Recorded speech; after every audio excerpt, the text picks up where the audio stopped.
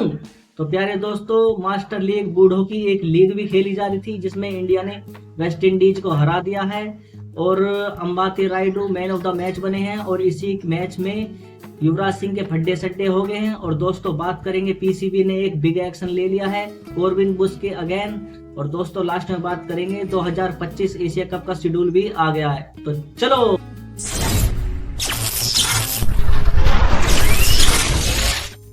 तो दोस्तों मैं आपको एक बात बता दूं, ये जो मास्टर लीग खेली जा रही थी लेजेंडों की, मुझे तो कोई ज्यादा इंटरेस्ट नहीं था, लेकिन एक आश्चर्य की बात बता दूं, जो ये फाइनल कल खेला गया रात को, इसमें स्टेडियम में 47,322 आदमी बैठा था। भैंस की टांग, मैंने की भैंस इंडिया से इतने खाली है और इतने पैसे वाले हैं कि ऐसे ऐसे मतलब कि ऐसे मैच देखने जा रहे हैं। लेकिन मैं आपको बता दूं, मुझे कोई ज्यादा इंटरेस्ट नहीं था, ये लेजेंडों की लीग खेली जा रही थी। लेकिन मैं देख रहा था जियो हॉटस्टार पे देख रहा था, लेकिन मैं देख रहा था बस एक बंदे के कारण देख रहा था। न्यूजीलैंड का जो एम्पायर है ना, बिल्ली बाउडन, उसी की एम्पायरिंग के लिए देख रहा था। भैंस की टांग, कोई छक्का लगे तो उंगली सीधी खड़ी करने की जगह पहले ऐसे 3-4 बार स्टेप ले और उसके बाद छक्का दे, और जैसे कोई चौका लगे भैंस की टांग पूरा लेट जाए। मैंने कि अगर कोई चौका लगे तो इसके हाथ में झाड़ू पकड़ा दो, भैंस की टांग पूरे मैदान में झाड़ू मार देगा। इंडिया ने टॉस जीता, ओपनिंग के लिए आए डेविड स्मिथ और कप्तान ब्रेन लारा। तो दोस्तों डेविड स्मिथ ने एक अच्छी पारी खेली, 45 रन मारे 35 गेंदों पर, 6 चौके और 2 छक्के। और उसके बाद कप्तान ब्रेन लारा 34 रन के शायद पहला विकेट गिरा था, 6 रन बनाकर आउट हो गए थे।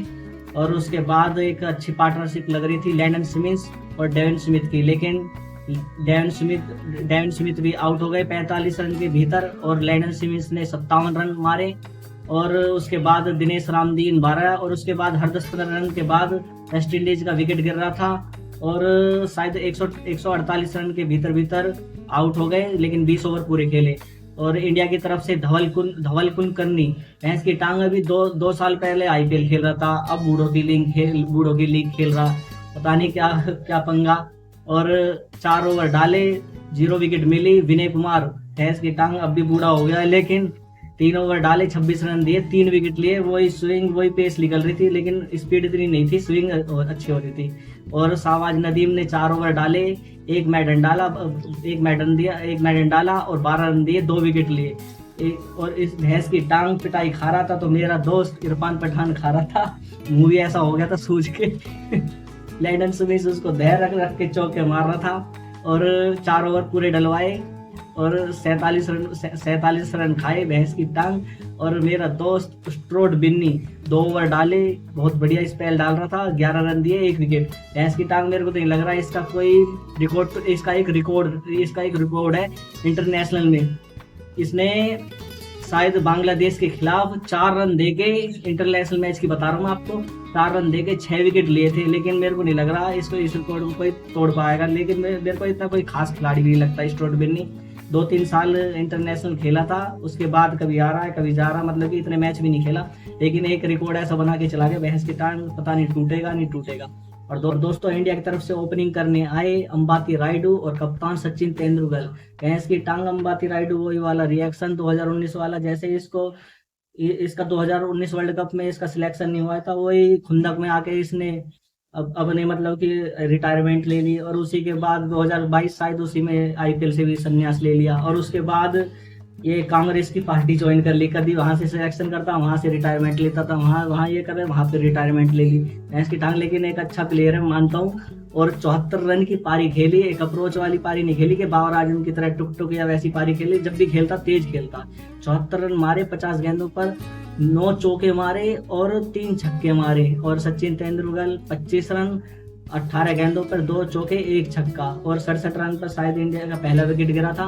और गुरप्रीत सिंह आए, वो भी 14 रन बनाकर आउट हो गया 12 गेंदों पर। और जब 10-12 रन चाहिए थे, भैंस की टांग युवराज सिंह आया था, 12-13 रन मार भी दिया उसने जब 4-5 रन चाहिए थे।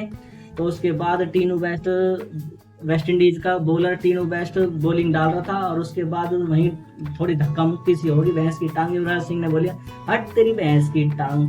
तो दोस्तों इंडिया ने एक अच्छी फाइट, वेस्ट इंडीज ने एक अच्छी फाइट दी, लेकिन इंडिया मैच जीत गई और एक और ट्रॉफी इंडिया में आ गई। और दोस्तों बात करें साउथ अफ्रीका के खिलाड़ी कॉर्बिन बुश ने मतलब कि पीसीबी ने उसके ऊपर एक बड़ा एक्शन ले लिया है और उसको एक लेटर भेज दिया है कि आपको बताना होगा कि आपने पीएसएल क्यों रिजाइन करा। भैंस की टांग में सीधा सीधा बता दूं, बाप बड़ा ना भैया, सबसे बड़ा रुपया। जहाँ उसको ज्यादा पैसा मिल रहा है वहां पर उसकी नीयत डिग रही है और वो वहीं पर जाने वाला है। तो दोस्तों लेकिन पीसीबी ने एक एक्शन लिया है कि उसको बताना होगा कि मतलब किस कारण ये करना है, किस कारण उसने पीएसएल को ठुकरा दिया है और आईपीएल को क्यों ज्वाइन कर रहा है। तो दोस्तों उसी लेकिन कॉर्बिन बुश की तरफ से कोई रिप्लाई नहीं आया है और उन्होंने उसके घर पे लेटर मतलब उसके उस पर जीमेल जन लेटर भेजा है। तो उसको पाकिस्तान में मतलब कि कोर्ट में बताना पड़ेगा, कोर्ट के ऊपर एक्शन होगा। लेकिन इंडिया की तरफ नहीं है कि 2-3 साल के नहीं सीधा बैन कर दो, जैसे हैरी ब्रुक्स को मतलब कि बीसीसीआई ने बैन कर दिया। लेकिन उसको पीसीबी ने एक लेटर भेजा है और उसको बताना पड़ेगा कि किस कारण उसने पीएसएल को ठुकरा दिया है। और सीधा सारा खेल पैसों का है और उसने इंडियन मतलब कि मुंबई इंडियंस को ज्वाइन करने वाला है। और दोस्तों बात करें 2025 एशिया कप का शेड्यूल आ गया है। तो मतलब कि 13 मैचेस खेले जाएंगे और 13 सितंबर से ये मैचेस खेले जाएंगे एशिया कप के। और एक ही ग्रुप में इंडिया, पाकिस्तान और यूएई की टीम को बढ़ा दिया गया है और दूसरी तरफ श्रीलंका, बांग्लादेश और अफगानिस्तान। जानबूझ के मतलब कि इंडिया पाकिस्तान को एक ही ग्रुप में रखते हैं ताकि 2 या 3 मैच हो जाए और सारे मतलब कि व्यूअरशिप या मतलब कि डॉलर जनरेट करने खाली।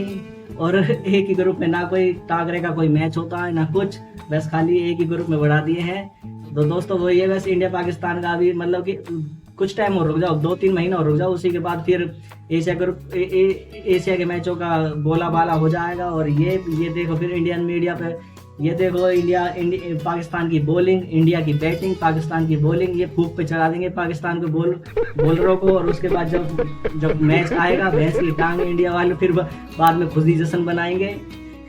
ये देखो ये पाकिस्तान को कैसे रौंद कर रख दिया, ये देखो कैसे पाकिस्तान को फेल कर रख दिया।